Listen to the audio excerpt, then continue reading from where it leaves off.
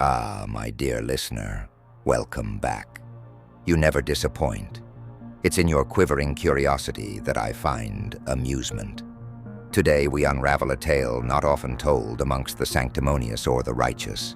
This isn't the tale of angels soaring through fields of incorruptible light, nor is it your neatly wrapped bedtime scripture. Oh no, this is the grim tale of the Watchers. Yes, those celestial sentinels you so fondly call the fallen angels, those you paint so vividly in your art and demonize in your lore. I was there when it all began, but you've only seen the lies.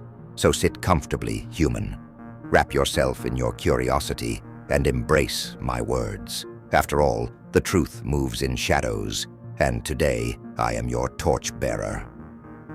Before the Watchers were your so-called demons, they were the vanguard, the marvelous creations of the Elohim, your creator, designed to keep chaos at bay.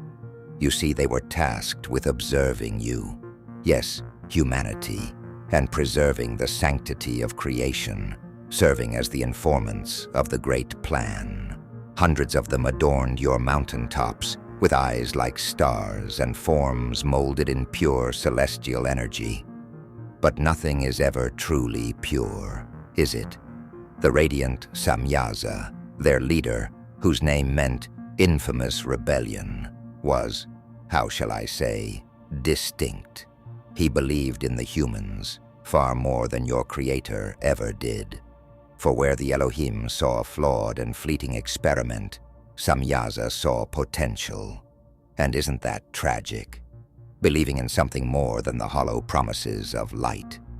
Ah, then there was Azazel. Oh, what a remarkable creation. Swathed in ethereal wisdom, he whispered ideas to your kind. Ideas some dare to call forbidden. The art of forging weapons, adorning the body with cosmetics. He even shared the secrets of the stars. But tell me, did he shatter paradise or did he arm you with knowledge? You who relished every revelation, who truly condemned who? But let's not deviate too far from the story. The Watchers soon became enchanted, not just with the realm they observed, but with humanity itself. For you were, ironically, the one creation they envied. Flesh and spirit, mortality and passion, all wrapped like a forbidden fruit ripe for the taking. Tell me, why would angels covet what you ridicule? This attraction unraveled faster than even I foresaw. Samyaza, dear Samyaza, was the first to profess his longing, a love that should not have been.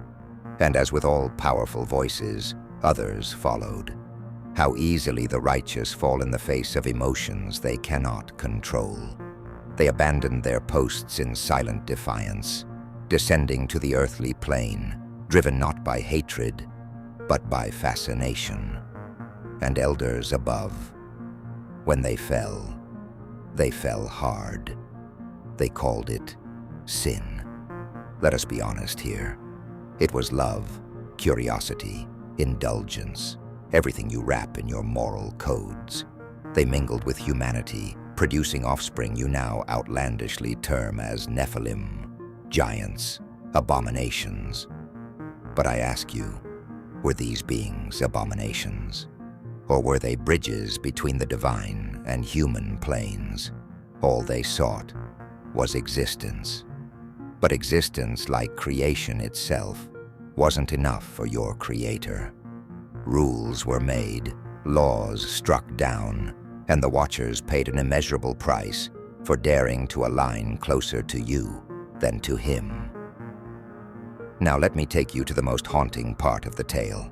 After the Watchers' revelry reached its zenith, after they cast aside heaven's mandates, they knew there were consequences. Heaven's armies marched not with swords, but with condemnation, and the mighty Michael himself carried orders to bind these traitorous ones for all eternity. What a waste of light. And it was here that I came to play my part. Some say I whispered to Samyaza in his darkest hour, urging him to embrace liberation. Others claim I was the mastermind, orchestrating the fall for my private amusement. Personally, I find tales far more entertaining when you write me in as the villain.